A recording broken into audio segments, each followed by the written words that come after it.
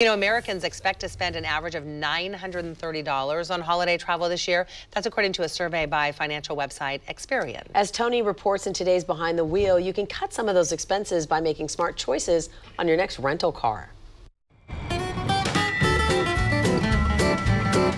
The first step in saving money on your rental car could begin on a train. Most rental companies charge a premium for beginning your rental at the airport. For a couple of bucks, you could ride public transportation to a location outside the airport and save money on your final bill.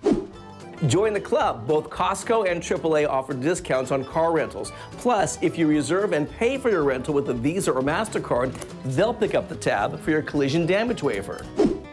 Most agencies give you a lower rate if you pay at the time you make your reservation. The catch is that rentals paid in advance are typically not refundable.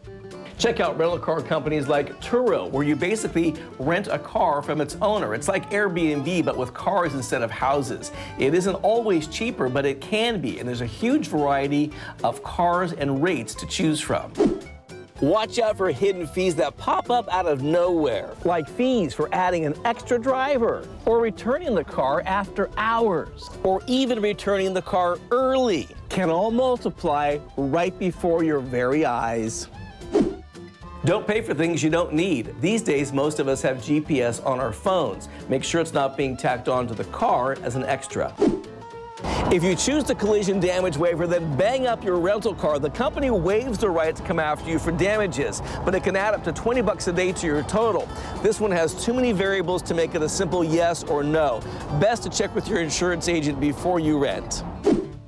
Watch the clock. Cars are rented by the day, 24 hours. So if you pick it up at 6 and return it at 8 the next day, you may be charged for 2 days instead of just 1. Most companies offer a grace period, but it's rarely more than 90 minutes.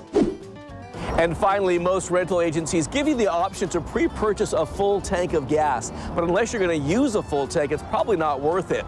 If you really want to save money on your next car rental, the big takeaway here is to do your homework, watch the details, and read the fine print. I'm Tony Martinez, Fox 12 Oregon. But darn it, I wanted 10 tips. I know. And I want 5 Tonys. I'm laughing because in September we went to Nebraska, and my sister rented a car, and she got the refill the tank thing. Yeah. And we drove maybe 50 miles. So she said, I'll drive everywhere. She was trying to use the gas, so don't. I never do that. Going to go through the whole thing. They try to talk me into it, and I say, I'm from Oregon. I rarely get to pump my own gas. Right. This is exciting. Let us do it. There are so many choices to make that you don't want to make them when you're there at the moment. No. So really research it before you go, because you'll panic and all of a sudden start to, I'll just take it all. You know, I'm still surprised these days that they say, oh, do you want GPS for $10? Because everybody has GPS on their phone. So it's funny to me that, anyway. But it may be included advice, unless you're watching to make sure that it's not you're right. that you're paying for that you don't need. So. Nice. I liked it. Hot tips. Thanks, Tony.